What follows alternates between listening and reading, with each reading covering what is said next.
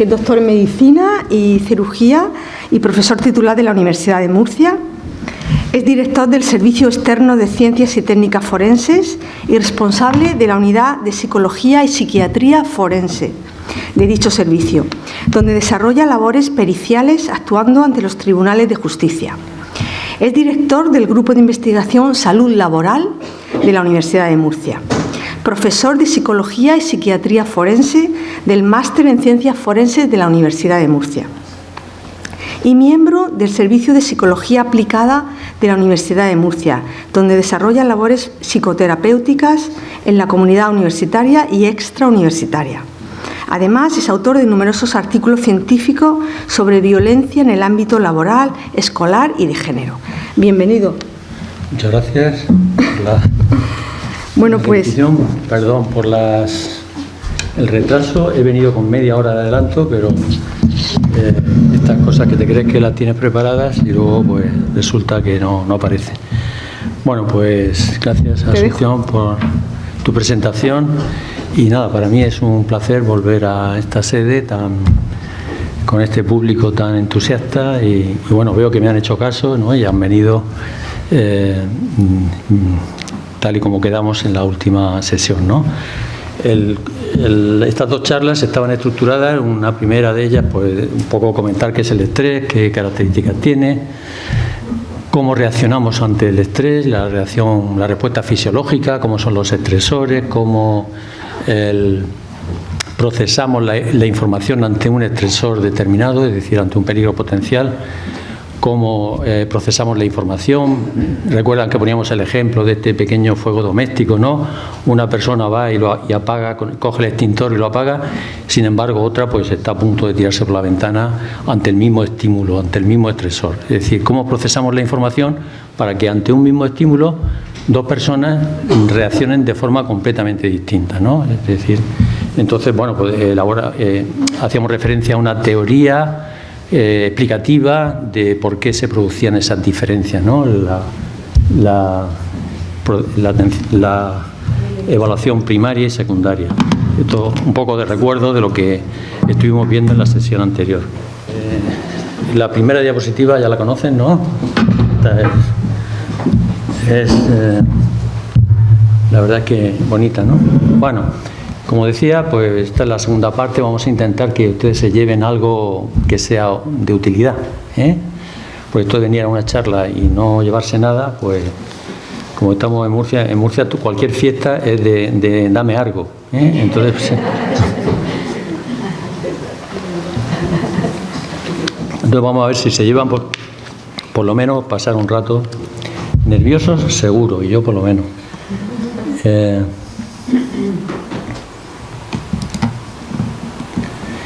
Y entonces, pues, esta es, ya lo hacen. Bueno, para entrar directamente en materia, ¿no? Imagínense que cruzan una calle por un paso de cebra, que están en su derecho, y de pronto viene un coche a toda velocidad, ¡wow!, y está a punto de atropellarle, ¿no? Entonces, que no da tiempo ni a pensar, sino que directamente, pues, nuestro cuerpo se activa y nos salva la vida, ¿eh? Y entonces, a partir de eso, que sería el primer camino, a partir de eso pensamos, uy, me podría haber matado, ¿eh? O me podría haber atropellado, ¿eh? Y entonces, como consecuencia de eso, pues siento una emoción, pues me pongo pues inquieto, nervioso o triste o lo que sea, ¿vale? Pero esto es para situaciones, digamos, agudas. Entonces tenemos un estímulo ambiental, un estresor, el coche, una activación del cuerpo que me salva la vida y luego un pensamiento automático, lo que decíamos que eran pensamientos automáticos. Pero en la vida cotidiana, que no son situaciones agudas, pues tenemos esta segunda vía. Normalmente en nuestro día a día tenemos pensamientos automáticos, el 80% de lo que pensamos son pensamientos automatizados, no dependen de nuestra plena conciencia, podemos acceder a ellos, pero tienen sus leyes, tienen su ritmo. Esos pensamientos, pues, sobre todo si es un pensamiento, ¿y si no tengo la presentación a punto? Pues claro, me activo, y eso pues me produce pues inquietud, nerviosismo y tal. Entonces vamos a seguir esta segunda vía, la de los pensamientos distorsionados o pensamientos automatizados, pensamientos automáticos, que recordaremos lo que es. Bueno, esto brevemente, aquí estos son los padres de la teoría cognitiva, de la psicología, de la psicoterapia cognitiva. Le sonará Beck y Ellis. Ninguno de los dos era psicólogo. Beck, que murió con 100 y pico, aquí estaba joven, murió con 100 y pico años, no hace mucho. Pues era médico, se murió su hermano, su madre entró en depresión y pues estas cosas americanas que yo tengo que hacer algo por mi madre y tal, y entonces pues es el padre de la psicología, de la terapia cognitiva. Y Ellis, que es otro de los padres de la terapia racional emotiva y también uno de los padres de esta teoría psicológica y de esta terapia, por supuesto tampoco era psicólogo, era economista. Los economistas tienen mucho que ver con la psicología, porque si entramos en pánico, la bolsa pues se viene abajo. Entonces, nada, que no sale. Entonces, simplemente eso. Imagínense que están en este teatro a punto de comenzar la función y pues hay un señor y una señora, de pronto se levanta la señora, tienen que decirme lo primero que se les venga a la cabeza. Se levanta la señora, está todo en silencio y le da una bofetada allí en medio, se oye en todo el teatro y ella se levanta y sale por el pasillo y se marcha. ¿Qué es lo primero que han pensado? Porque se ha propasado. Se ha propasado. ¿Qué más? ¿Se ha dicho algo? Quiere decir que si preguntáramos a todos, cada uno ha pensado una cosa, ya más rápido. Uno pensaría, pues ya va siendo hora de que la mujer se ponga en su sitio. Seguro que es un sinvergüenza que le ha engañado. O sea, cada uno pensaría una cosa. Y ese pensamiento es un ejemplo de pensamiento automático, que no es un pensamiento a diferencia de lo que son los pensamientos reflexivos, que son los que utilizamos para trabajar, para estudiar. Es decir, que utilizamos nuestra plena conciencia, nuestra inteligencia, nuestra memoria, nuestra atención, nuestra concentración para resolver un problema. Ese es un tipo de pensamiento que utilizamos y lógicamente es el pensamiento que nos resuelve problemas, está enfocado para la resolución de problemas y es, digamos, el de máxima calidad, por decirlo de alguna manera. Y, claro, pero cuando estamos en la playa no estamos resolviendo problemas de matemáticas. Y entonces me viene una idea, esta enlaza con otra, esta otra con la otra. Es decir, que es un tipo de pensamiento completamente distinto. Al final he pensado en todo y no he resuelto nada o no he pensado en nada. Entonces, este sería un pensamiento asociativo, que es un pensamiento completamente distinto. No tenemos plena conciencia de estos pensamientos porque están automatizados y tienen una serie de características pues muy diferentes, cumplen su función, porque por ejemplo, pues si yo estoy concentrado trabajando, pues estos pensamientos como que están guardándome la espalda y me dicen, ¿y si entra alguien por la puerta y te acuchilla? No sé. O sea, que tienden a exagerar, son pensamientos que tienden a exagerar, pero en un momento determinado me pueden salvar la vida. Y dice, bueno, yo por si acaso exagero. Y ya, pues tu cuerpo se activa y se prepara para que suceda lo peor. Estos pensamientos funcionan así. ¿Qué características tienen? Normalmente son frases cortas, específicas. ¿Y si pasa tal cosa? ¿Y si me muero? ¿Y si hay una inundación? ¿Y si hay un accidente? Debería hacer esto, tendría que hacer lo otro, ¿vale? Parecen taquigráficos, es decir, que son frases muy cortas, a veces puede ser incluso una sola palabra. Tienden a exagerar, son pensamientos que, ¿y si pasa cualquier cosa? Porque me están guardando la espalda, me están avisando de que puede suceder algo malo. Y por lo tanto están activando al cuerpo por su cuenta. Aparecen de una manera espontánea. Muchos de estos pensamientos empiezan por un y si pasa esto, o otros empiezan, habría que, tendría que estudiar más, tendría que atender más a mi familia, debería hacer esto, debería hacer lo otro, y tienen ese runruneo en nuestra mente. tienden a dramatizar, a exagerar. Voy a exagerar y así no me equivoco. Y así ya tu cuerpo se prepara para entrar en acción de un peligro, aunque la probabilidad de ese peligro sea muy baja. Pero yo te tengo preparado por si acaso. Son propios nuestros, son característicos nuestros, es nuestra forma de ver la realidad.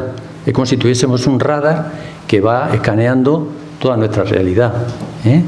Entonces, claro, imagínense un radar de un submarino. Pues está pensado pues para detectar misiles. Claro, pero ¿qué es lo que pasa? Que a veces nuestro radar, que es este tipo de pensamiento, afina tanto que en vez de detectar problemas más o menos objetivos que merecen su solución, o dicho de otra manera, siguiendo con el símil militar, en vez de detectar misiles, detecta moscas. Entonces, esto, claro, tenemos un radar demasiado sensible. Y esto no es inocente, porque si yo, donde no hay peligro, detecto peligro, por muy pequeños que sean, pues esto no es inocente, porque inmediatamente voy a tener una emoción negativa. Porque hemos dicho que estos pensamientos producen activación y emoción. ¿De acuerdo? Entonces, son difíciles de desviar, porque tienen un carácter intrusivo. Es como cuando se te mete una canción de estas pegadizas, que estás ahí con la bomba todo el tiempo, la bomba, pues, una canción absurda, y estás ahí que parece que no se te puede, una vez que entra, con mucha facilidad, como que entras de fuera, luego es difícil de eliminar. Podemos estar un montón de tiempo, o bastante tiempo, con esta cantinela repetitiva. Y dentro de las características, digamos, no muy positiva de estos pensamientos, pero hay una característica que sí, por lo menos sí es positiva, y es que estos pensamientos son aprendidos. Es decir, que nosotros a lo largo de nuestra infancia y nuestra adolescencia, que es cuando exploramos el mundo, pues hemos adquirido ese estilo, esa forma de ver la realidad. Y entonces por eso algunas personas tienen muy bien ajustado sus pensamientos automáticos, en el sentido de que detectan misiles y tienen que detectar misiles, pero hay otros que, como consecuencia de ese proceso educativo, ese aprendizaje, pues tienen demasiado sensible esta visión de la realidad, súper exagerada, de forma que ven peligro ante un mosquito o una mosca, ¿eh? Entonces, claro, ahí podemos tener un problema, porque el 80% de nuestros pensamientos son pensamientos de este tipo. El 80% y en algunos casos el 90%, es decir, que estamos todo el día con estos pensamientos y no los dominamos porque no somos plenamente conscientes de ellos. Yo no tengo por propósito pensar en nada concreto.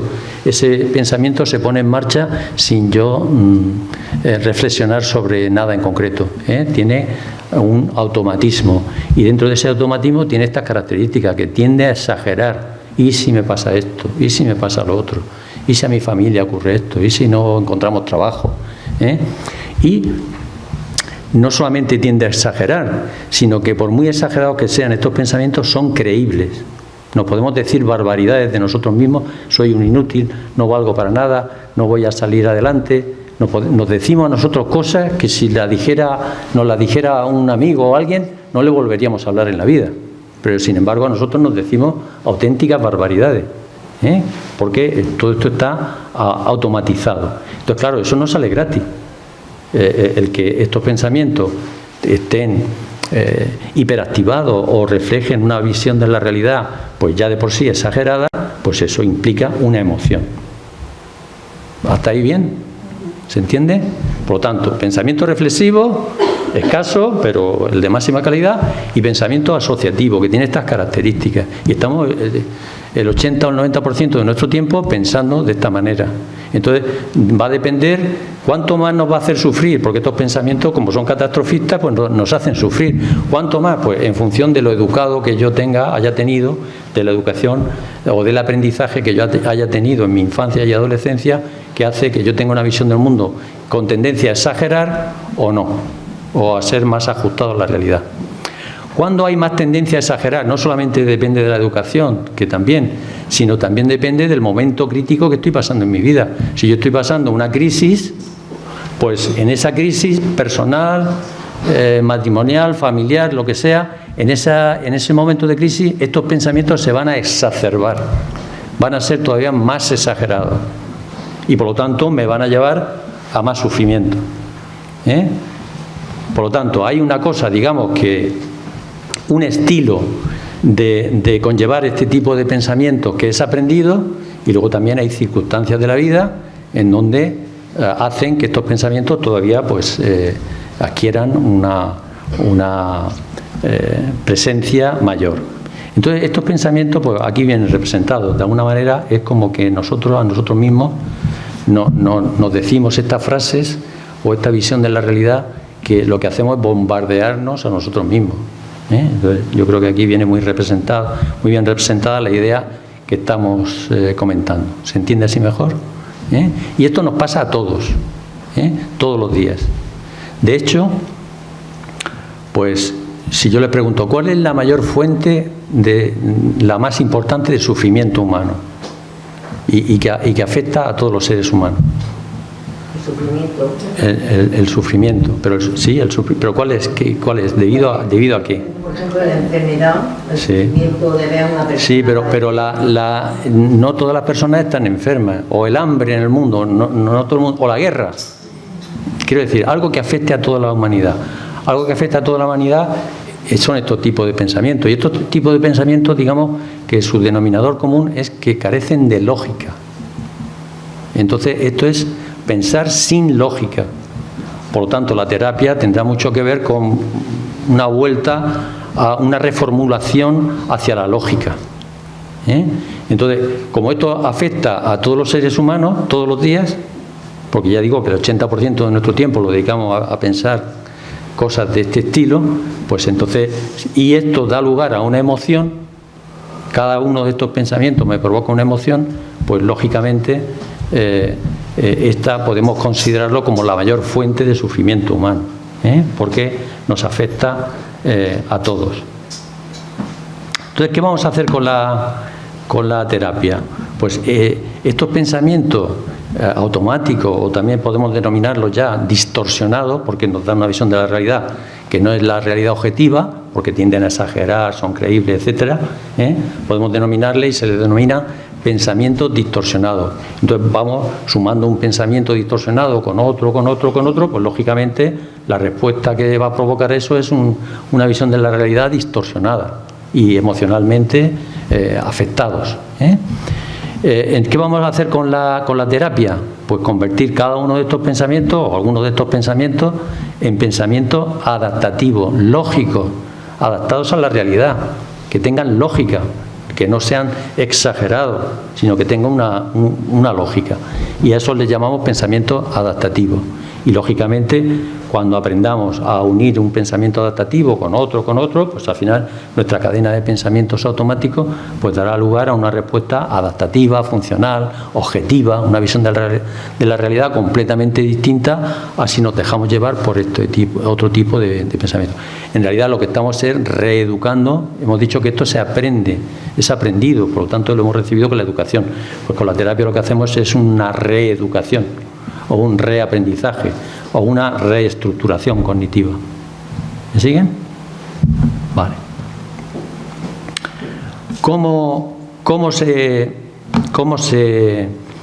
capturan estos pensamientos? Porque están ahí, no somos plenamente conscientes de ellos, pero sí los podemos capturar, los podemos registrar para luego trabajar sobre ellos. Para ello hacemos lo que se llama una hoja de registro. Anotamos, pues, a una determinada hora del día, la hora en que ha ocurrido eso, la emoción. Yo de la emoción me acuerdo siempre, aunque hayan pasado años. Si por la mañana yo he tenido un disgusto, una emoción, yo de eso me acuerdo, pues he sentido rabia, o ira, o miedo. Y entonces apuntamos, miedo, a las 8:30, he sentido miedo, yo de eso me acuerdo. ¿Qué estaba haciendo yo? Preparando el desayuno para antes de ir a trabajar. Bueno, pues ya tenemos 3 elementos. Entonces, lo que hacemos, o lo que le pedimos para registrar estos pensamientos, porque claro, pensamientos a lo largo del día tenemos cientos de ellos, o por no decir miles. Entonces, ¿cómo sabemos cuál es el pensamiento dañino, el que nos interesa capturar para trabajar sobre él? Pues para capturar ese pensamiento, yo antes tengo que hacer un ejercicio que me sirva para rescatar esos pensamientos distorsionados y para tener conciencia de ellos, ¿vale? Entonces lo que hago es hacer una parada, es decir, ya sé la hora, ya sé lo que sentí esta mañana y sé lo que estaba haciendo. Y entonces me tengo que hacer la siguiente pregunta, hacer un ejercicio de introspección y preguntarme a mí mismo, ¿qué he pensado yo unas décimas de segundo antes de sentir esa emoción? Porque hemos dicho que el pensamiento es anterior a la emoción. El pensamiento distorsionado es el que me provoca la emoción. Por lo tanto, yo tengo la emoción, que es el final, y tengo la hora y la situación. Pues hago una parada y digo, ¿qué he pensado yo un instante anterior a sentir esta emoción? Y entonces a lo mejor la primera vez que lo hago esto resulta difícil, no los capturo, pero como esto se hace de forma diaria y de sistemática, pues llega un momento en que ya somos capaces de capturar estos pensamientos ya cogiéndolos casi al vuelo. ¿Me siguen esta idea también? Bueno, luego, claro, si me ha provocado una emoción es que le he dado credibilidad, porque hemos dicho que estos pensamientos son creíbles. Pero ¿cuánta credibilidad? Pues aquí en el registro de pensamientos anotaríamos también. Si ha sido por la mañana y me ha provocado mucho miedo, pues a lo mejor la credibilidad que le estoy dando a ese pensamiento, que es exagerado por definición, pero que son creíbles, ¿qué credibilidad le he dado? Pues le he dado una credibilidad cercana al 90%, una credibilidad alta, ¿vale? ¿Y qué credibilidad le doy yo a ese mismo pensamiento una vez que han pasado unas horas, unos minutos, ya ha pasado el evento ese que me ha provocado miedo? Entonces, o cuando estoy haciendo el registro al final del día. Entonces, ¿qué credibilidad le estoy dando yo en ese momento? Pues pueden ocurrir tres cosas: que le siga dando la misma credibilidad, por lo tanto la emoción estará ahí y exactamente igual, que haya disminuido al 50%, por lo tanto la emoción ha bajado un poco y por lo tanto ya es menos creíble, o que prácticamente haya desaparecido. O sea, por la mañana tenía mucha credibilidad y mucha emoción y ya por la tarde prácticamente ha desaparecido la credibilidad y por lo tanto la emoción. Caben esas tres posibilidades. ¿De acuerdo? Entonces, una vez que tenemos ya pues un listado grande de este tipo de pensamientos, esto es lo que hacemos normalmente en la consulta, en terapia, y para que ustedes pues vean un poco cómo trabajamos. ¿De acuerdo? Y claro, de aquí se saca una información valiosísima, no solamente el pensamiento. Imagínense que alguien tiene el mismo pensamiento siempre. Pues parece una cosa obsesiva, ¿no? Un pensamiento ahí fijo, tal, con mucha credibilidad, y entonces, pues claro. Entonces, si esto nos pasa a todos, ¿por qué unas personas enferman y otras no? Esa sería también una buena pregunta. Siguiendo esta dinámica, nosotros por la mañana pensamos una barbaridad, nos provoca una grandísima emoción, y esto viene automáticamente, pero pasan unas horas y también automáticamente me viene lo contrario. Dice, pues qué exagerado me he puesto, esta mañana tampoco será para tanto, y entonces la emoción baja. Y tanto la primera vez como la segunda es automático, yo no intervengo prácticamente en nada. ¿De acuerdo? Y entonces, claro, esa noche duermo. Como ha desaparecido la emoción, pues eso me facilita que esa noche duerma. ¿Pero qué le pasa a la persona que va a enfermar? Pues que por la mañana piensa una barbaridad, son las 7 de la tarde y su cerebro le sigue diciendo exactamente lo mismo, con la misma credibilidad, una credibilidad cercana al 100%, y por lo tanto la emoción a tope. Entonces esa persona esa noche no duerme. Y además lo va a juntar con los pensamientos que genere al día siguiente. Imagínense que estamos en una situación de crisis. Pues no pensamos nada bueno. Pensamos una barbaridad, por la noche seguimos pensando exactamente igual, y al día siguiente se me va a juntar con lo del día anterior. Y así día tras día, porque estamos en una situación de crisis, no sabemos cómo resolver el problema, etcétera, etcétera. Entonces, pues ahí se produce una especie de efecto bola de nieve. Es decir, el problema del día anterior se une con el siguiente, se va formando una especie de bola, pam, pam, pam. Te llega un momento, claro, porque la emoción no desaparece, porque le sigo dando la misma credibilidad. Estoy en una situación de crisis, no encuentro la solución por ningún sitio y la misma emoción que se me produce por la mañana se me produce por la noche. No duermo, empiezo a tener insomnio, no como, emocionalmente estoy ya afectado porque esto produce emociones y se me va juntando lo de un día con otro. Y entonces la bola de nieve cada vez se va haciendo más grande, hasta que llega un momento que la bola estalla. Pues cuando la bola estalla, pues a eso le llamamos enfermedad. Y entonces ya tenemos ahí un cuadro depresivo, un cuadro fóbico, un cuadro de un trastorno de ansiedad generalizada o lo que sea. Ya tenemos un trastorno, un cuadro clínico. Es muy gráfico y yo creo que se entiende. Es decir, cómo podemos pasar. Por eso unas personas, digamos que pensando exactamente lo mismo y con los mismos mecanismos y teniendo los mismos pensamientos distorsionados, pues la diferencia es que pasadas unas horas ese pensamiento distorsionado él solo se desvanece, pues no será para tanto. Y en otras personas sí es para tanto. Y esto no tiene solución y inciden todavía más en ese pensamiento. Con lo cual esa noche pues van a tener problemas para dormir, porque se van a acostar con la preocupación, con la emoción, con el problema sin resolver. Y se le va a juntar con el del día siguiente. ¿Vale? Entonces entramos en una situación ahí de bola de nieve o de círculo vicioso, o como le queramos comentar. ¿Entienden? Entonces, pues esta es la diferencia. Todos tenemos pensamientos distorsionados, pero tenemos a su vez una especie de mecanismo disuasorio que se desvanece esas preocupaciones que tenemos, esa visión de la realidad tan catastrofista. Igual que viene, se va, pero en otras personas no, porque están pasando a lo mejor un momento crítico. Y entonces todo esto se exacerba. Y en vez de resolverse, de disolverse, este tipo de pensamientos permanecen, le seguimos dando la misma credibilidad y por lo tanto la emoción permanece. Y emoción tras emoción tras emoción, pues la bola se va haciendo cada vez más grande y eso llega un momento en que puede estallar.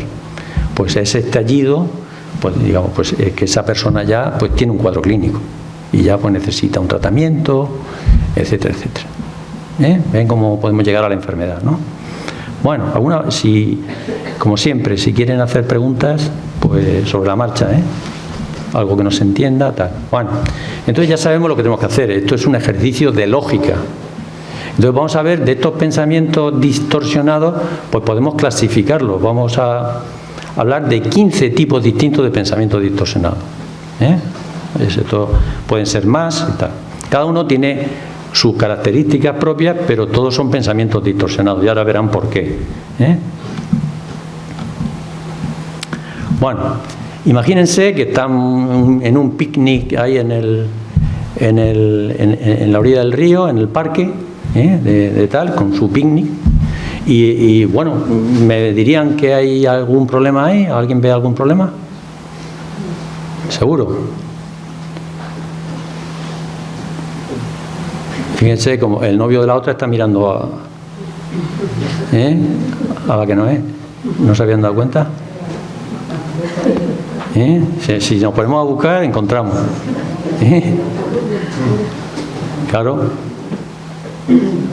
Bueno, pues entonces, aparentemente todo está bien, ¿no? Pero ahí la más inestable que parece es esta rubia, ¿no? Entonces, llega a su casa y su madre le pregunta, hija, claro, se lo pregunta en inglés, hija, ¿qué tal? ¿Qué tal el picnic? Bueno, y entonces la hija dice, calla, ha sido horrible, ha sido el peor día de mi vida, horroroso. ¿Qué pasa aquí? Y entonces la madre le pregunta, bueno, ¿y por qué? ¿Qué ha sucedido? Claro, la madre ya la conoce. La madre ya conoce que cuando no es una cosa es otra. Dice, pues calla, porque en el picnic había un cake y estaba quemado por debajo. Y yo odio los pastelitos quemados. Entonces, claro, fíjense, que odia el pastelito quemado, el cake, y ya por eso es el peor día de su vida. ¿Se dan cuenta? Entonces, este es un ejemplo de pensamiento distorsionado que se llama filtraje. Es decir, es como cuando filtramos algo. Me quedo con lo negativo y lo magnifico. El pastelito quemado lo magnifico, que es lo negativo, y todo lo demás que ha sido estupendo lo minimizo. Pues esto es el arte de amargarse la vida. Pues esto lo hacemos sin darnos cuenta, lo hacemos. Entonces, fíjense qué sutileza, qué tontería, para que finalmente algo que parece idílico pues se convierta en el peor día de su vida. Y entonces, pues claro, y lo hace sin darse cuenta, porque le preguntan, pues sí, el día horroroso, porque ella odia los pasteles quemados. Pero habrá habido algo mejor. No cae en la cuenta de que haya habido, porque minimiza todo lo bueno y agranda todo lo negativo. ¿Vale? Esto sería un ejemplo de esos 15 pensamientos distorsionados, pero hay más. Otro tipo de pensamiento distorsionado que podemos tener es el todo nada, o el blanco en negro, la polarización, todo o nada, pensamiento polarizado, o es blanco o es negro, o estás conmigo o estás contra mí, o es bueno o es malo, o eres... Pero claro, esto no solamente afecta a los individuos, sino que afecta también a nivel social. La polarización, ¿le suena? Estamos en plena polarización. O eres independentista o eres fascista. No, oiga, yo soy de Murcia. No soy ni independentista ni fascista. No. O eres una cosa o eres otra. No cabe. Entonces se llama polarización. Porque claro, ¿por qué es un pensamiento distorsionado? Porque es una visión de la realidad equivocada. Porque entre el blanco y el negro tenemos... ¿Qué? Pero entre el blanco y el negro, ¿qué hay? No. Todos los colores. No el gris, sino todos los colores. Por lo tanto, quien ve la realidad en términos dicotómicos, blanco-negro, pues se está perdiendo todos los matices de la vida, o todos los matices de los colores, o todos los matices de una realidad que él la ve en polos opuestos, además. O estás conmigo o estás contra mí. Entonces, bueno, ya... Entonces, es un error de pensamiento, una falta de lógica. Y esto no es inocente, porque si yo tengo ese estilo de pensamiento, de ver la realidad, pues voy a ir sufriendo, porque claro, todo lo que se me plantea es en términos dicotómicos. Voy a tener que decidir, etcétera. Y entonces, pues eso va a ser un problema. ¿Se dan cuenta, no? Como este defecto de pensamiento da lugar a una emoción. Y lo que tenemos que hacer en la terapia es reeducar esto.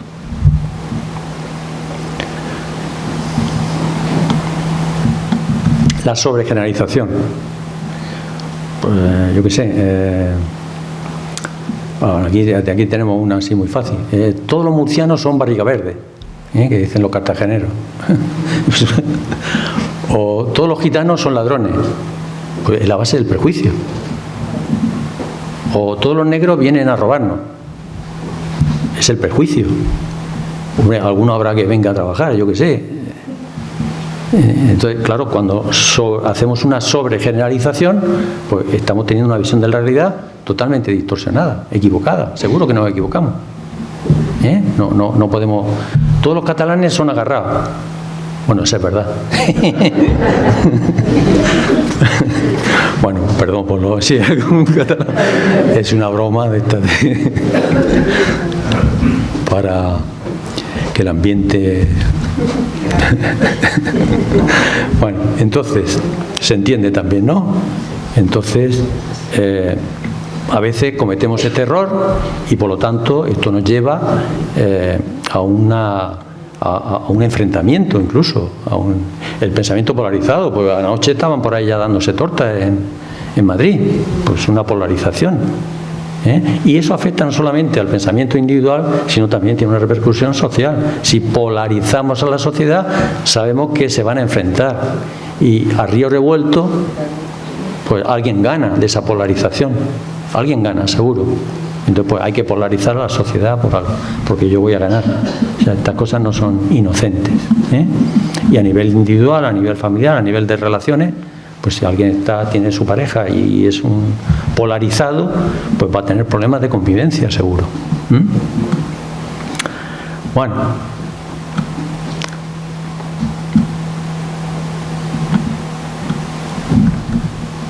Claro, la cosa de la sobregeneralización, pues nos puede llevar a esto.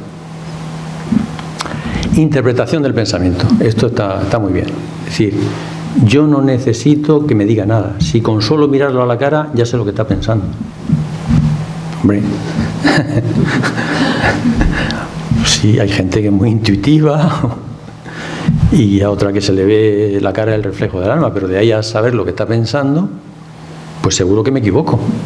Entonces, ¿cuántos malentendidos, cuántos problemas hemos podido tener a lo largo de nuestra vida por creer que tenemos la capacidad de adivinar lo que piensan las personas que nos rodean o tal? ¿A cuántos malentendidos ha dado lugar esto? ¿Cuántos problemas? ¿Cuántas peleas? ¿Cuántas...? Entonces, bueno, pues ven que esto es otro estilo, otra forma de falta de lógica, de esa falta de lógica que decíamos. Visión catastrófica, ya hemos hecho referencia a ello, ¿no? El otro día poníamos el ejemplo de Lorca, ¿no? Con su terremoto. ¿Y si hay un terremoto en Lorca y morimos? ¿Puede haber un terremoto en Lorca? ¿Otro? Sí. Y aquí también. Y aquí también. ¿Podemos morir? Sí. Pero, ¿cuál es el error que comete la persona que tiene visión catastrófica? ¿Qué error comete? La probabilidad. Es decir, y da igual que sea una persona destacable o estudiosa o con nivel intelectual o que sea todo lo contrario, da igual, ese error lo cometemos todos. Entonces, bueno, pues si nos da esa visión catastrófica, no, pero tú me vas a decir a mí, es que yo viví el terremoto de Lorca y sé lo que pasó y murió mi vecina. Entonces, claro, es más difícil de convencer, ¿no? Pero claro, a esta persona, ¿cuáles son las claves para la reestructuración de ese pensamiento? Para modificar ese pensamiento, para convertirlo en un pensamiento adaptativo. Pues sin duda apelar a las probabilidades. Incluso podemos hacer hasta un juego. Imagínense, yo que sé, que cogemos esto de arroz, un paquete de arroz, lo metemos en una urna y cogemos un grano de arroz y lo pintamos de negro con un rotulador y lo metemos también dentro y lo removemos. Entonces le decimos a la persona, dice, sácame a la primera el grano de arroz negro. Ustedes estarán todos pensando, todos, menos alguien, que no lo va a sacar. Pero habrá alguien que esté pensando aquí y se está conteniendo. ¿Y si lo saca? Pues ya tenemos aquí a alguien que dice, sí, pero ¿y si lo saco? Pues claro, el easy te cuesta una emoción, te cuesta una preocupación, te cuesta a lo mejor estar en tratamiento. ¿Y si hay un terremoto? Sí, si la gente dice, los de la ciencia dicen que no va a haber otro terremoto, pero que es muy improbable, pero ¿y si lo hay? Entonces, claro, pero eso supone estar media vida, todo lo que te quede de vida, pues tomando tratamiento para los nervios, para la ansiedad, para la depresión, porque ¿y si hay un terremoto? Y como esto es automático, pues no nos damos cuenta, lo hacemos sin darnos cuenta.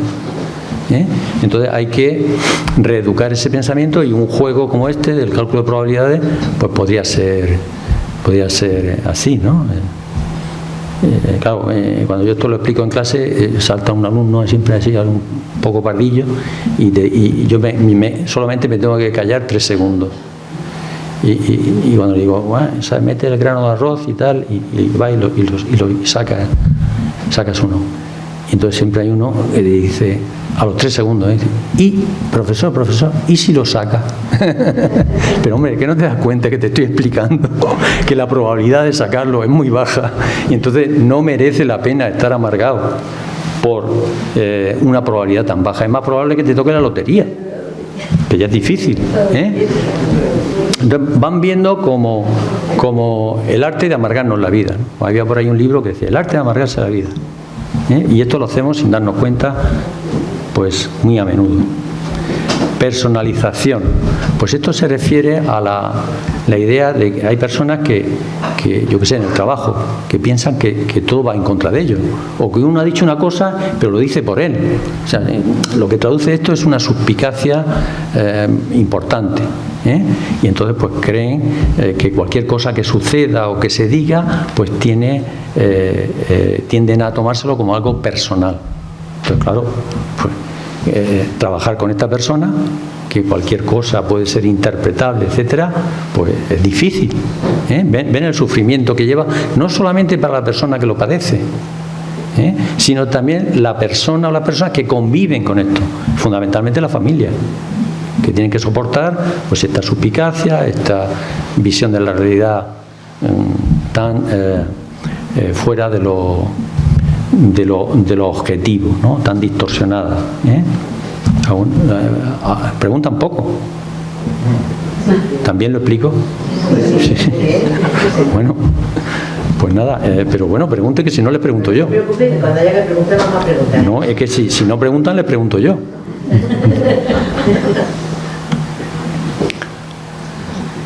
Bueno, falacia de control. Esa madraza tiene ahí a su familia, a sus hijos, y ella se dice a sí misma, no, si yo me esfuerzo un poco, a mis hijos no les va a pasar nada, ni a mi familia.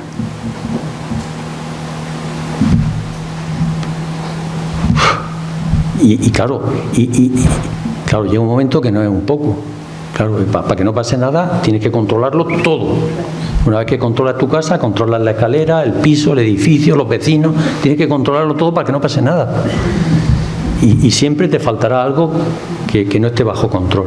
Entonces, pues tenemos una persona controladora, porque tiene pánico a que pueda pasar algo.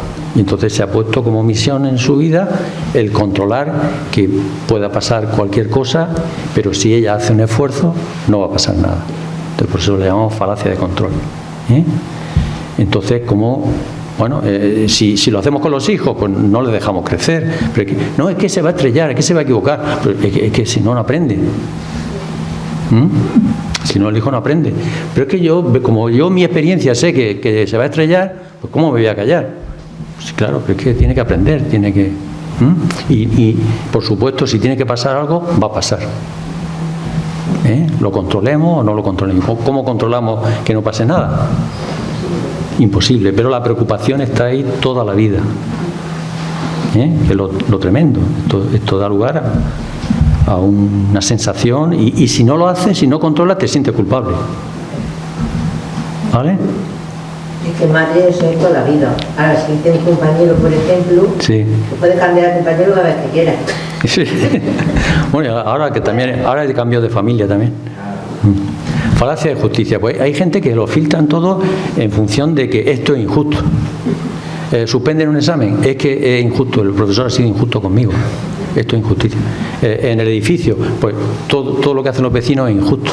Entonces son gente querulante, están siempre de juicio, denunciando a ha denunciado a toda la familia. Y ahora ya va por los vecinos. Entonces, claro, creen que se arregla todo con la justicia, y si supieran cómo funciona la justicia... El querulante es un enfermo. No, esto no es enfermedad. No digo el querulante. Hombre, si ya hablamos de querulante ya rozando lo patológico, pues sí, ya dice esto ya es exagerado. Pero cuando hablamos de distorsiones nos pasan a todos. Claro, hay casos, digamos, más llamativos, más extremos. Y hemos dicho que si alguien tiene este estilo, pues lo va a sufrir él y su familia. Entonces ya recuerdan que él pues son conquistadores, no sé si españoles o portugueses, que se disputan la zona de Argentina donde están las cataratas de Iguazú, con Brasil, y entonces pues se tienen que ir los de un lado, se tienen que ir al otro por el acuerdo con Portugal, ¿vale?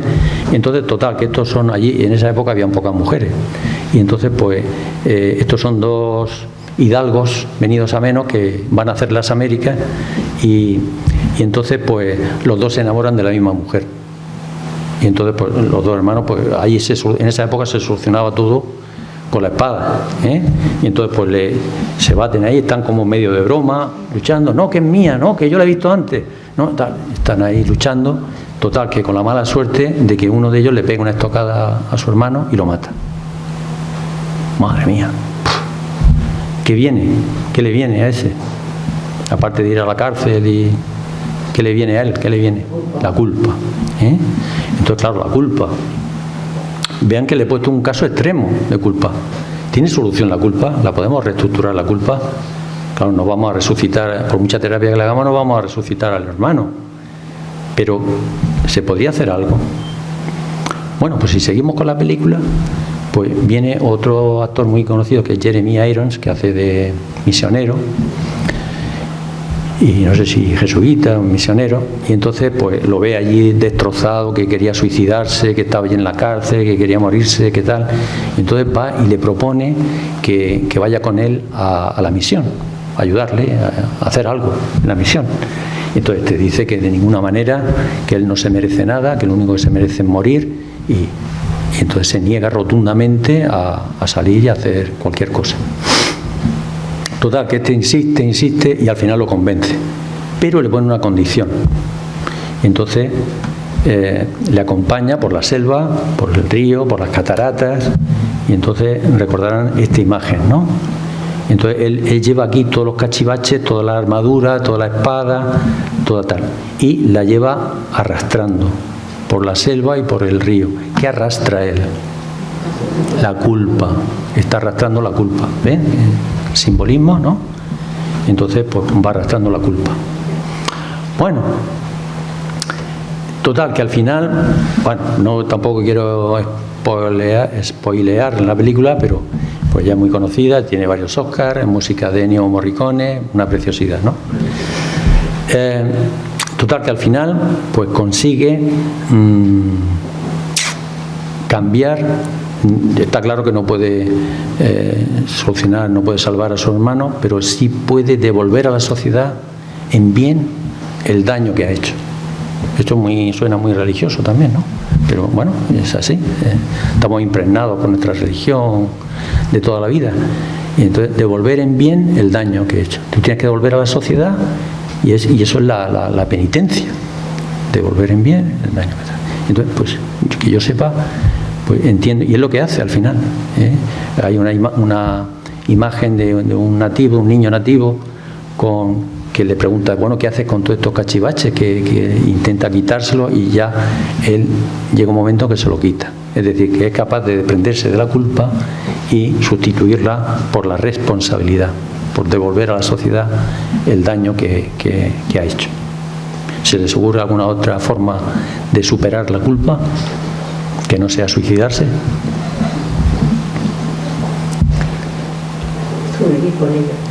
Sí, pero mejor con responsabilidad que no con la culpa.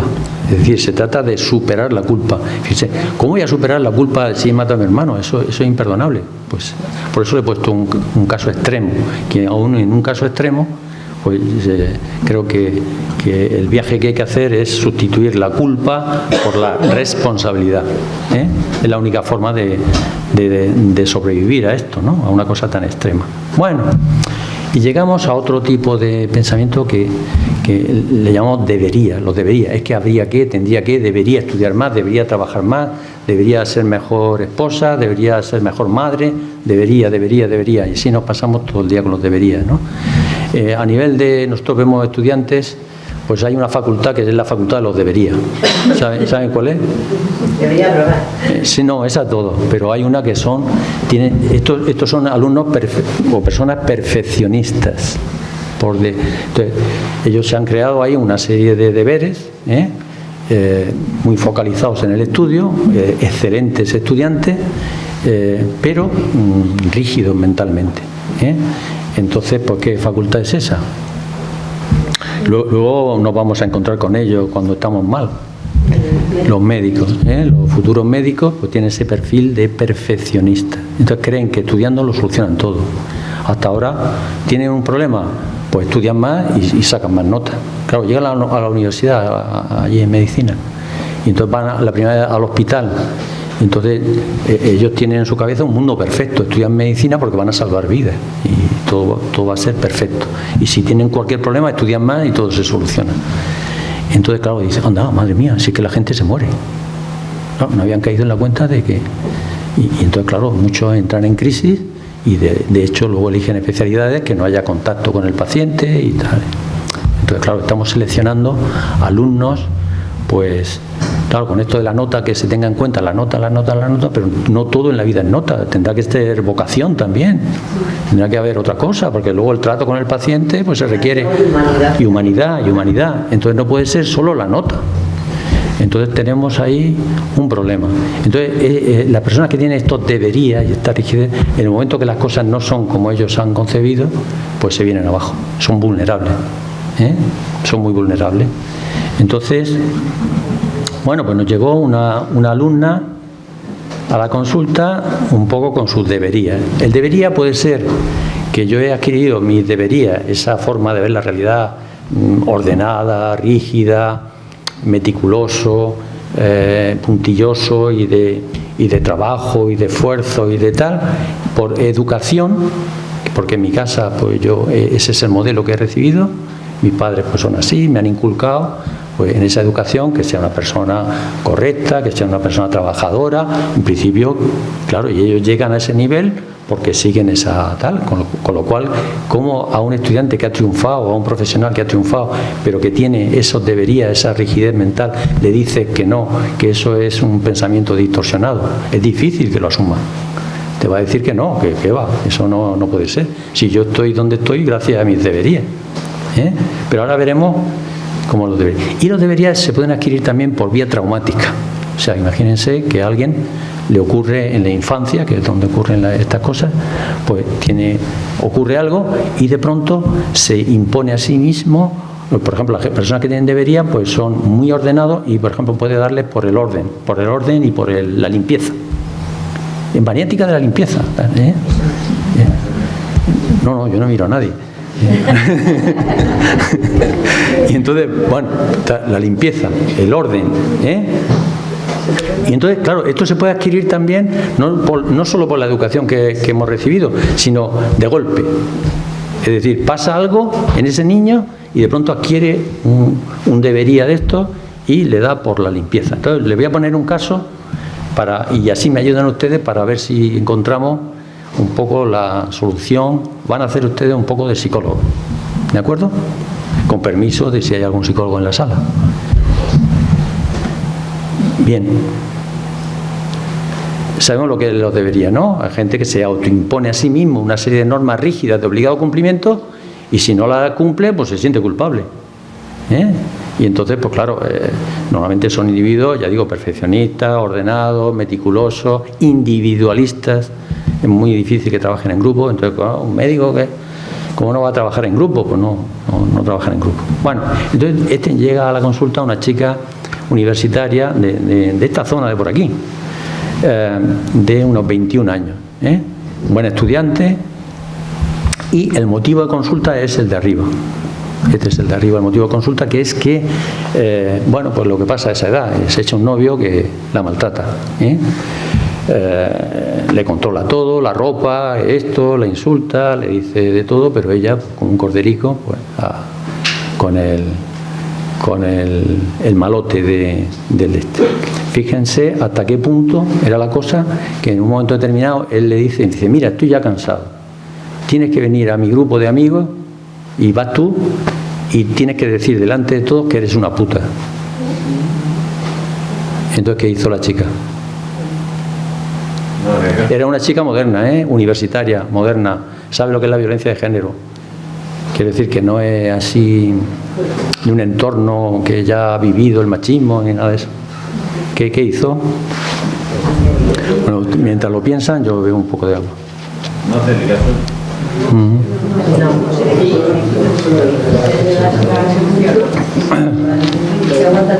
A ver, que levante la mano quien diga, quien piense que lo hizo.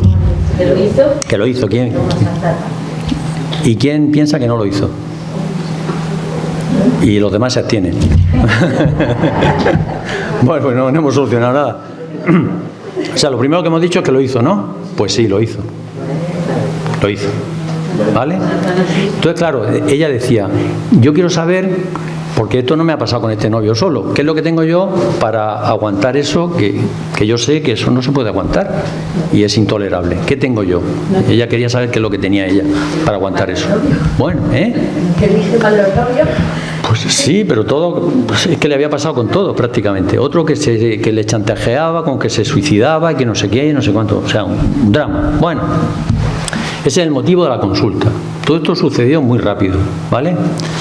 Segundo tema. Bueno, ¿y tú qué haces? Bueno, yo estudio en la universidad, vivo a unos 15 o 20 minutos de la universidad, entonces vivo en mi pueblo y voy y vengo todos los días a la universidad. Pero eso sí, yo antes de salir de mi casa tengo que dejarme la casa limpia, limpísima. Digo, hombre, algún día te dejará la cosa. No. Si salgo por lo que sea y no limpio, me tengo que volver y limpiar. Pero ella no limpia a disgusto. No dice, no, que la madre le obliga a limpiar. No, es ella. Ven que está contenta, ¿no? Está contenta, limpia, contenta. ¿Vale? Bueno, pues ya sabemos que es estudiante universitaria, que limpia mucho y dice, y los sábados desollino. Claro, no, pero bueno, claro, cuando yo digo a mis alumnos, y los sábados desollino, pues no saben lo que es desollinar. No, pero mis alumnos no saben lo que es desollinar. Entonces tengo que contarles la canción esta de Mary Poppins, chinchibirín, chinchibirín, y entonces, sí, desollinador. Entonces, ¿entienden, no? Y entonces los sábados desollina, ¿de acuerdo? Bueno, ¿y qué más sabemos? Bueno, cuéntame algo de tu infancia. En la infancia está todo. Pues no, mi infancia normal, bien, mi padre, mi madre, bueno, unas veces se llama mejor, otras veces peor, tal, lo de siempre, no sé qué. Bueno, total, que parecía que no había nada, y antes de irse dice, bueno, esto que has dicho de mis padres, pues ahora me ha venido una cosa a la cabeza, un recuerdo. Digo, ¿qué? Dice, pues cuando yo tenía 7, 8 años, me acuerdo de que yo escuchaba detrás de la puerta de la habitación de mis padres cómo mi padre insultaba a mi madre, le decía que nos iba a abandonar, que nos íbamos a ir a vivir debajo de un puente, que íbamos a pasar hambre. Claro, eso lo oye una niña de 7, 8 años que no sabe, y entonces se lo cree a pie juntillas, o sea, está absolutamente convencida de que eso puede ser así. Entonces, ¿estaríamos de acuerdo que eso es traumático en esa niña? ¿Vale? Venga, pues ya tenemos un trauma. Entonces, tenemos estos 3 elementos. Entonces, ahora me tienen ustedes que decir, o ¿quién es tú? ¿Creen que las 3 cosas están relacionadas? Sí. Vale. Entonces, pues necesito que me digan alguien, que me diga una hipótesis que una los 3 elementos. Que le dé cuerpo a los 3 elementos. Pues yo pienso que al escuchar esa palabra ya se traumatizó un poco el tema de que si ella no era perfecta, o no estaba feliz su pareja o su marido que fuese con ella, la iba a abandonar. Y tenía que hacer lo que el hombre quisiera para que no la abandonara. ¿Y limpiar? Ahí ya, bueno, venga, otra hipótesis. Tenerlo contento. No, ella es muy importante, porque a los sábados hasta desollina. Por eso, porque estaba traumatizada. Por ser perfecta. Claro. Por ser perfecta. ¿Y para qué necesita ser perfecta? Para ella misma no. Para otra persona, para que otra. ¿Y por qué se deja maltratar? Por traumas de la... Sí, pero no, el trauma hay que sacarlo. Es que yo eso no... Porque no se ve perfecta. No se ve perfecta. Y entonces si limpia se ve más perfecta. ¿Y por qué se deja maltratar? ¿Por qué se deja vejar de esa manera? Eso que pone normal. Bueno, pues ustedes no lo saben. Y yo en ese momento tampoco. Yo tampoco lo sabía, pero no somos... Bueno, uno puede ser con el tiempo más o menos intuitivo, por experiencia, no por otra cosa. Y entonces, pues de pronto se me vino una iluminación y le digo, oye, vamos a hacer como... A reproducir la escena de cuando tú estabas escuchando a tus padres detrás de la puerta.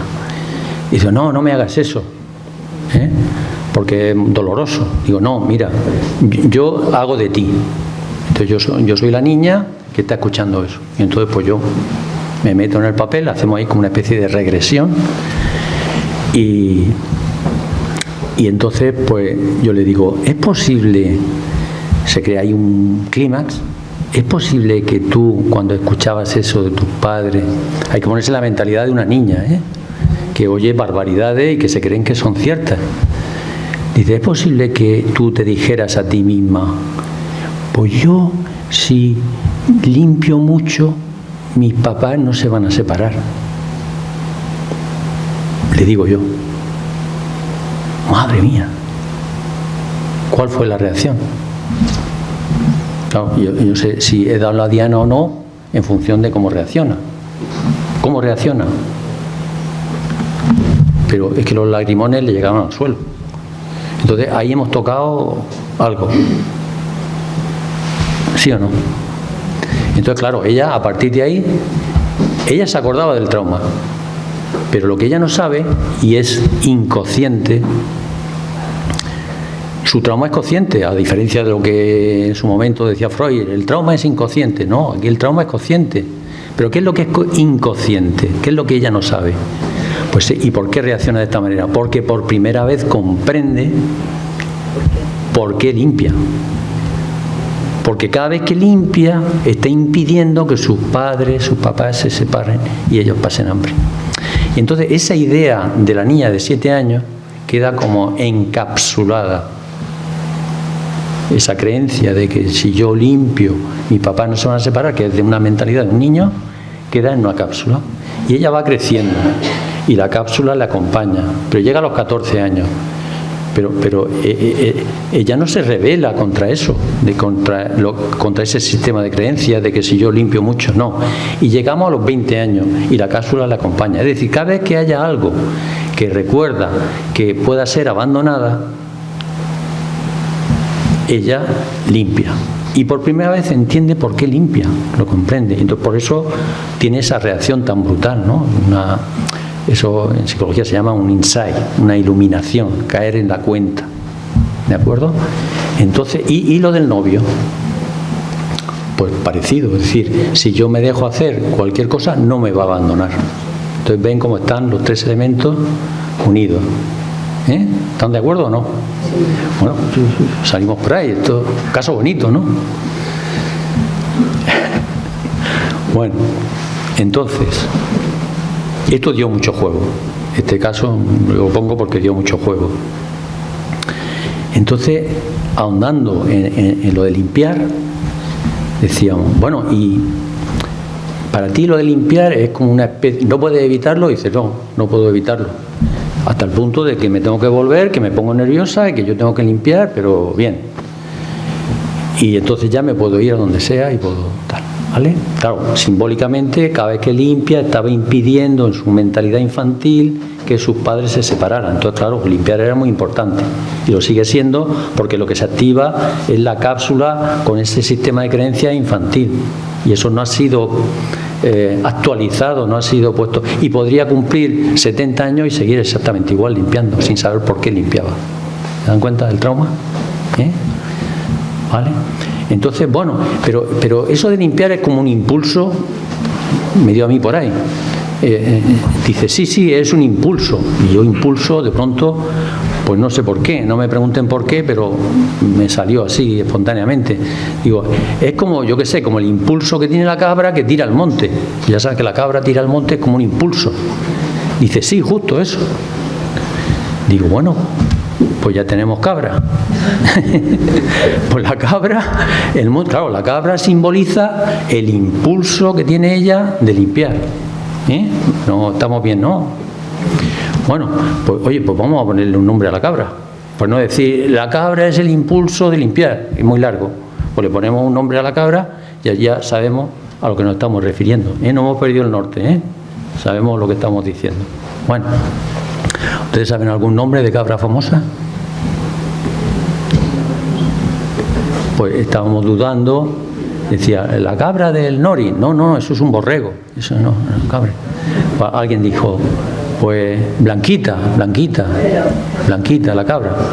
Pues otro dice, no, pues copo de nieve. Entonces discutíamos si ponerle Blanquita o copo de nieve.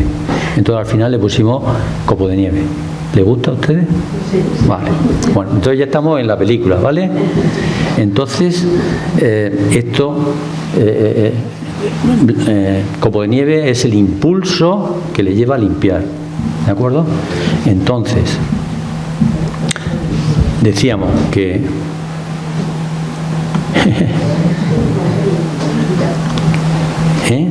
entonces no sé si entrar aquí. ¿Seguimos con la película de Heidi o pasamos a cosas serias?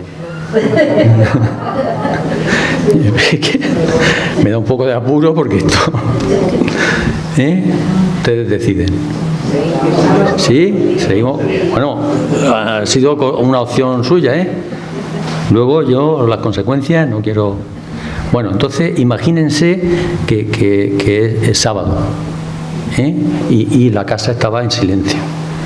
Entonces, de pronto, estaba la gente durmiendo y de pronto se oye unos pasitos así. Y se asoma a la habitación, sí, una cabecita allí. ¿Quién era? Era sábado. Copo de nieve, ¿vale? Y que va a la habitación de la niña, ¿de acuerdo? Bueno, estamos bien, ¿no?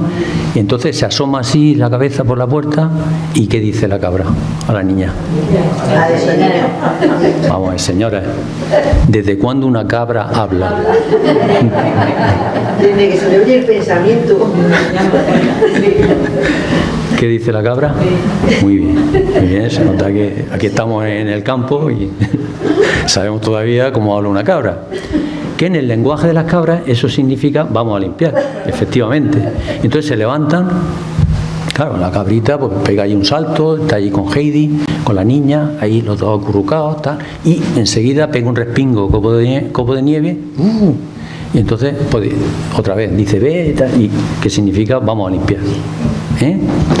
Bueno, entonces ya tenemos y oye, y ella entraba a este juego muy bien, le iba muy bien. La cabra ya formaba parte de la terapia. Ya. Cuando ella se marchaba, digo, oye, recuerdo a Copo de Nieve. Dice, vale, de vuestra parte. Venía, oye, recuerdos de Copo de Nieve. Ah, muy bien, ¿cómo estás? Ah, muy contenta.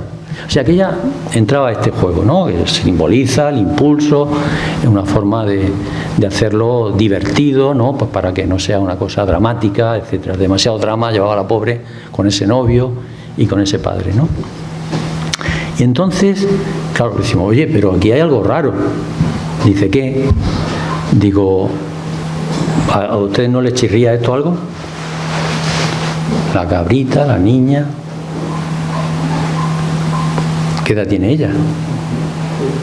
Claro, decíamos, oye, la cabrita se habrá hecho mayor ya, ¿no? Ah, sí, es verdad, qué pena. Le da pena, ya. Y seguía sin caer. Y digo, ¿y tú? Ah, pues yo también. O sea que ella, ¿te das cuenta lo de la cápsula? ¿Lo ven ahora cómo se refleja aquí? Para ella no le resultaba extraño el juego de la cabra, de la niña, porque en su sistema de creencias traumático que se generó cuando ella escuchaba eso, pues era una niña y por lo tanto este juego, este impulso simbolizado en la cabra, pues para ella era absolutamente normal. Y entonces, claro, se llevó un disgusto cuando le dijimos que la cabra había crecido. No, hombre, no, la cabra ya ha crecido. Fíjate si ha crecido. Madre mía, ¿esto qué es? Claro, la cabra ya de pronto... ya estaba haciendo la mili, no sé qué, claro. Había que hacerle ver que... Entonces, claro, ¿todo esto para qué? Para que ella se dé cuenta de que cuando ella limpia, ¿cuál es el motivo? Pero no es el motivo de un adulto que decide limpiar o desollinar, sino que es todavía el motivo, aunque tenga 22 años o 21, es el motivo de la niña de 7 años que sigue limpiando para que sus papás no se separen. Entonces, para que ella caiga en la cuenta, haga su insight, ella ya entendió por qué limpia, pero ahora tienen que entender que ese sistema de creencias que se configuró con 7 años permanece a día de hoy. Entonces, por eso la cabra. Claro, cuando le preguntan a las princesas, ¿qué es lo que más le ha gustado del desfile? Pues la cabra. Claro. Bueno. Yo no sé esto luego, si tendrá que censurarlo. Cuidado, esto sale luego. No, llega. Sí, pero luego esto llega. Imagínense que esto llega al rector. Entonces dice, bueno, o ustedes en su casa le preguntan, bueno, ¿qué han ido a una charla? Dice, sí. ¿Pero has aprendido algo? Dice, hombre, aprender no, pero hacer la cabra sí. Bueno, no les quiero tomar más el pelo. Bueno, razonamiento emocional. Esto también es muy que viene del romanticismo. El romanticismo ha hecho estragos, ¿eh? Al siglo XIX surge el romanticismo, que es darle preponderancia a lo que siento sobre la razón. Siempre nos han dicho, no, tiene que ser una persona de razón, ¿eh? La razón que no nuble, la emoción no nuble la razón. Pues llega el romanticismo y dice, no, que lo importante es lo que siento. Entonces, claro, y no solamente en el amor romántico, ¿no? Claro, los románticos se enamoraban de una princesa, como era un amor imposible, pues se suicidaban. Pues se suicidan. Bueno, pero es que el romanticismo influye a todos los niveles, en la sociedad, en la política, en todo. Entonces, claro, si lo llevamos, por ejemplo, al plano político, que ahora está muy de moda, pues no, es que yo me siento independentista murciano. Y pienso que los murcianos somos una raza especial. ¿Quién me va a discutir a mí eso? Porque es lo que yo siento, ¿comprenden? Porque es lo que siento. Entonces, como lo que predomina en este movimiento cultural en el que nos estamos inmersos es la idea romántica de lo que siento, es la verdad, y es lo que yo siento. Bueno, entonces si yo me siento una raza superior y tenemos el RH no sé cuánto y somos arios, pues ya sabemos a dónde nos llevó eso. Madre mía, estoy hablando demasiado. Como venga por aquí algún político me ficha, pero para callarme la boca. Bueno, entonces claro, menuda catástrofe nos lleva lo que siento. Entonces pues el razonamiento emocional es darle credibilidad a lo que yo siento. Bueno, sí, pues esto no quiere decir que todo tenga que ser la razón, pero habrá que mantener un equilibrio, como toda la vida, entre lo que siento y lo que pienso y la razón, entre razón y emoción. No un desequilibrio en donde, porque los sentimientos efectivamente nos pueden mentir, nos pueden jugar malas pasadas. Entonces fíjense qué problemón, no solamente de relación interpersonal o de problema personal, sino también de problema social, político, etcétera, etcétera. Esto está entre el pensamiento polarizado y el razonamiento emocional. Bueno, hasta no hace mucho, aquí en nuestro país, pues todavía habían políticos que llegaron a puestos relevantes que decían que ellos eran una raza especial. Entonces, claro, le veían la pinta y luego creo que esto llegó al Parlamento de Dinamarca. Ellos son más bien rubios y altos y claro, cuando vieron las declaraciones de este político español, presidente de no sé qué comunidad autónoma, diciendo que era de una raza especial, pues bueno, aquello ya es que no había por dónde cogerlo. Bueno, entonces claro, el racismo tiene estas cosas, esa base romántica de lo que yo siento. Entonces, ¿quién me va a discutir a mí? Si lo llevamos a un terreno que no quiero entrar, al que no quiero entrar, pues tenemos las mismas. Si yo me siento, mi identidad es tal, ¿quién me la puede discutir a mí? Y de hecho, pues a nivel de derechos sociales, pues por supuesto que se le considera cada uno lo que, vamos al registro civil, pues yo me puedo escribir como me perciba y me parece perfecto y bien. Pero también tenemos que saber que esto es algo que de dónde viene, de dónde puede derivar, pues de una idea romántica de la preponderancia de lo que siento sobre en muchos casos sobre la razón. Por lo tanto, pues son pensamientos que se basan en emociones y por lo tanto pueden mentir. Nos pueden mentir esas emociones, porque las emociones son emociones, no tienen el filtro de la razón. Entonces, pues yo creo que un equilibrio entre lo que pienso y lo que siento, pues no vendría mal. Creo yo que sería lo suyo. Pero por supuesto toda mi solidaridad y mi apoyo a las personas que se sienten de una forma o de otra. Faltaría más.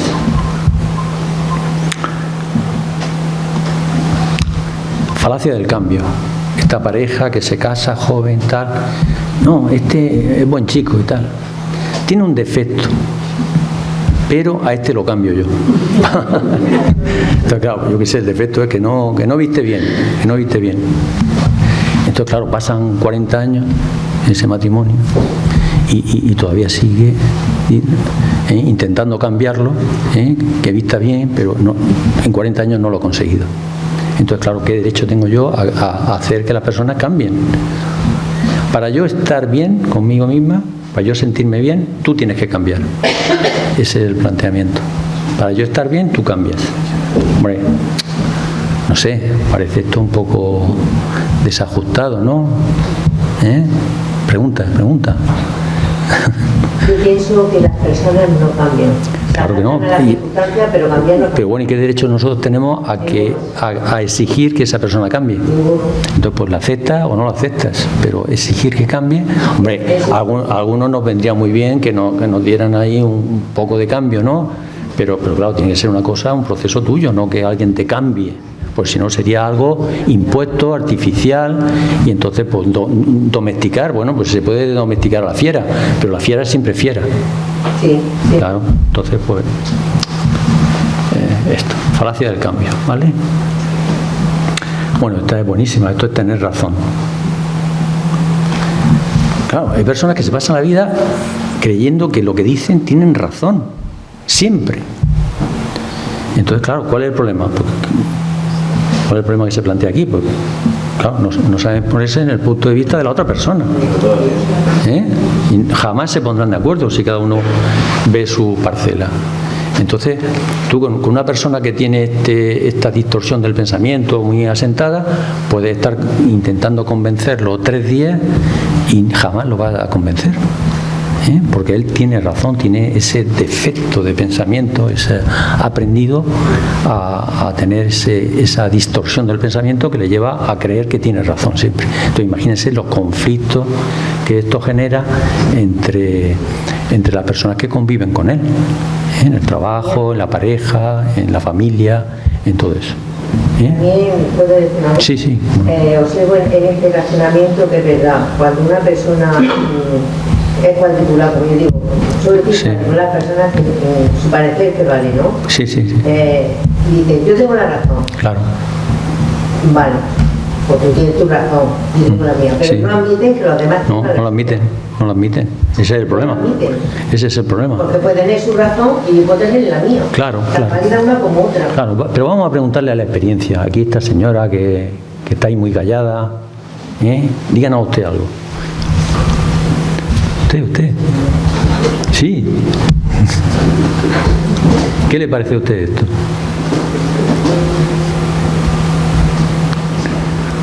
¿Que tenemos razón o no tenemos razón?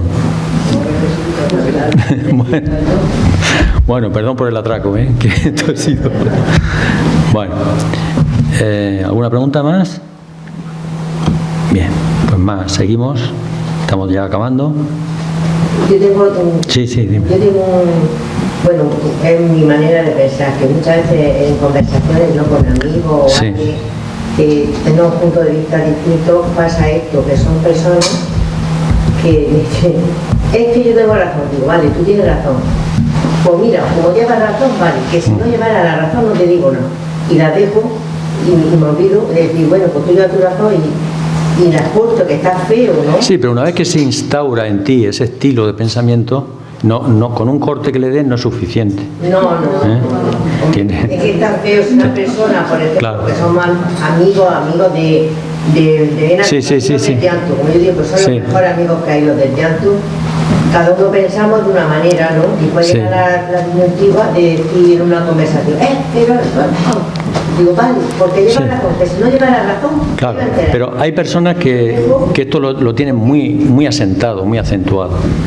Y por último ya, pues tenemos la falacia de la recompensa divina. También estas madrazas, que hipersacrificadas, que lo hacen todo. El hijo, claro, está en la adolescencia, que ahora saben que la adolescencia dura hasta los 40 años.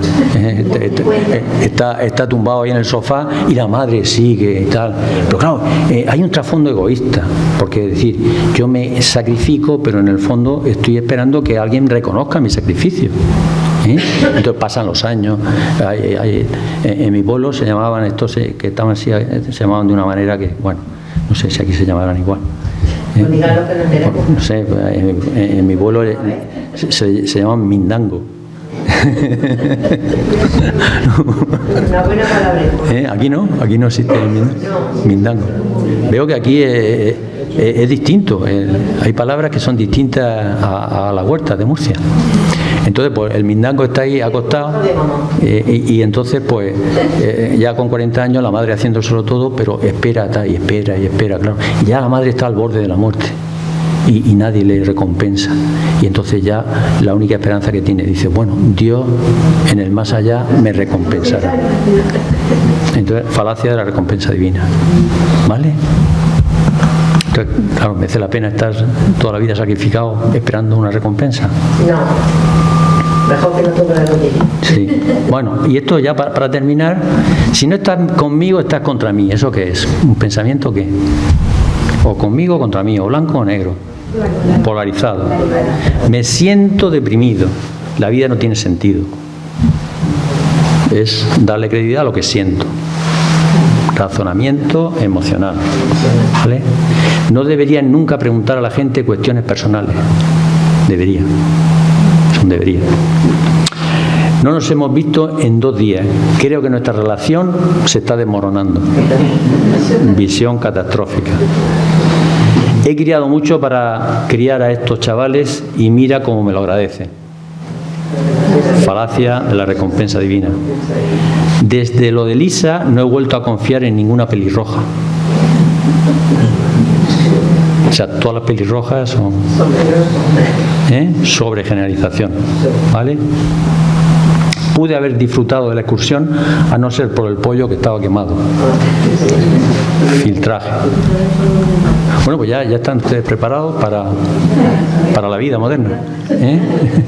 Entonces, con esto, más si ustedes hicieran por su cuenta o asesorado, lo que sería un registro de cuáles son de estas 15, cuáles son las suyas.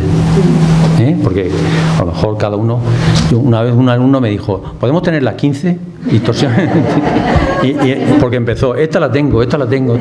Para. Hay gente que solamente tiene una, hay gente que tiene normal, pues tener 2 o 3 que son las más frecuentes en nuestro caso. Entonces, pues este es un nivel de abordaje terapéutico que resulta muy eficaz porque la emoción sería la consecuencia. Muchos tratamientos van a abordar la consecuencia. Por ejemplo, si tomas un ansiolítico, pues es la consecuencia, que es la emoción.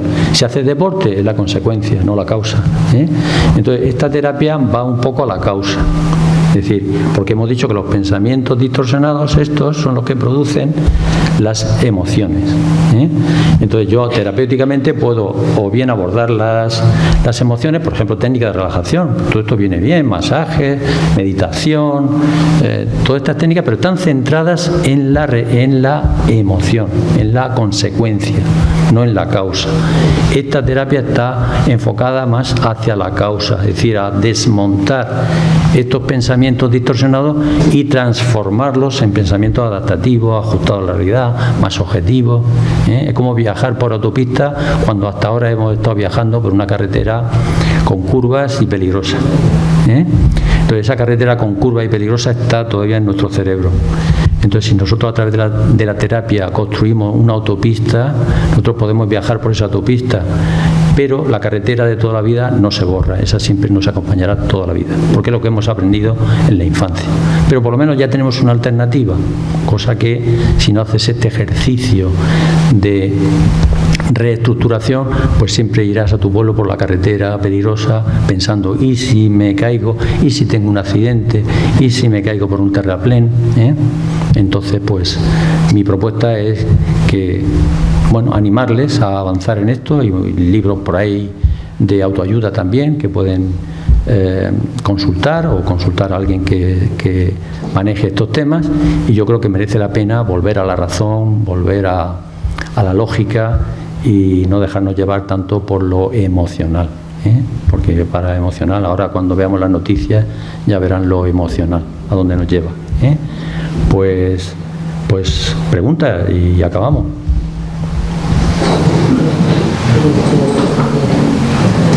Yo quería preguntar, por lo que has dicho al principio de la canción de la bomba, sí. ¿Hay alguna técnica para evitar eso? Sí, cuando es muy intrusivo. Sí, entiendo. Y a lo mejor no es ni malo ni bueno. Sí. Repetitivo y molesto. Tú sabes que no debes pensar en eso. Correcto. Esta técnica, que es más global, pues abordaría ese problema. Pero yo entiendo su inmediatez, su necesidad de a lo mejor abordar ese tema en concreto rápido. Entonces, ¿hay una técnica? Pues sí, hay una técnica muy sencilla, pero que funciona a veces, que es la parada del pensamiento. Entonces, como son pensamientos intrusivos, que son tonterías, que se nos meten ahí, títeres que se nos meten en la cabeza, ¿no? Y repetitivos, e intentamos quitárnoslo y no podemos.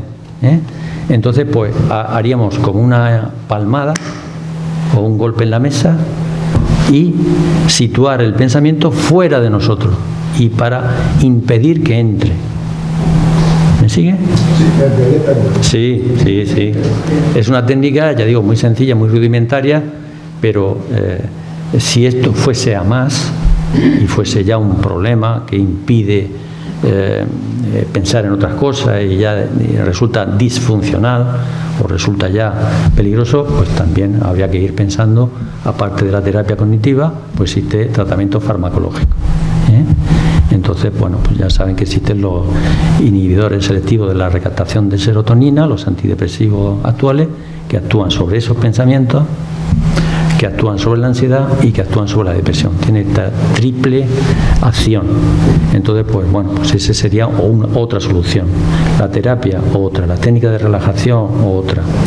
O sea, podemos hacer un paquete y darle al problema por varios sitios.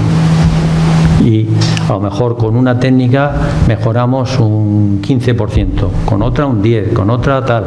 Y entonces se suma y resulta que hemos mejorado en un 60%. Pues un 60% es muchísimo. Entonces quizás no haya una técnica concreta para abordar ese problema, pero a su problema pues hay que analizarlo, suponiendo que sea suyo, que no quiero decir que sea suyo. Y hacer una planificación, un abordaje, un análisis funcional de cómo una cosa está relacionada y ver qué terapias serían las que irían rompiendo esas interconexiones y ese dinamismo de estar permanentemente o de una forma incómoda pues con estos pensamientos de carácter intrusivo. Desde luego, en las situaciones de crisis esto se acentúa. ¿Cuándo más se acentúa? Pues en la personalidad. Si tenemos una personalidad ya de base perfeccionista, pues esto es típico de la persona perfeccionista, que le entren pensamientos intrusivos, ¿no? Del debería o tonterías. Entonces, bueno, hay muchas cosas que estudiar. Hay que estudiar la personalidad, hay que estudiar el estado clínico en ese momento, si hay crisis, si se está viviendo una crisis vital, y probar distintas cosas para que cada una de ellas por sí misma a lo mejor no va a ser la solución, pero la suma de todas pues puede mejorar bastante. Lo que usted me está planteando en la consulta es muy habitual, y con gente joven también. Ya hemos dicho que hay un perfil de estudiantes como es el de medicina, a mayor nivel de exigencia pues más tienen este perfil perfeccionista, este perfil de que al final pues se dejan invadir o les invade estos pensamientos y no pueden dominarlo. Entonces, como una cosa así momentánea y para salir del paso y rápida, pues sería la parada del pensamiento. Y una vez que hemos hecho esa palmada, hemos situado el pensamiento fuera de nosotros, cambiar de actividad. Eso hay que unirlo a otra serie de medidas que se pueden tomar. Pero no hay ninguna receta mágica que diga haz esto y así sales de esta conferencia y ya el problema se te va. Pero vamos, si quiere más información, yo con mucho gusto le podré informar. ¿Más preguntas?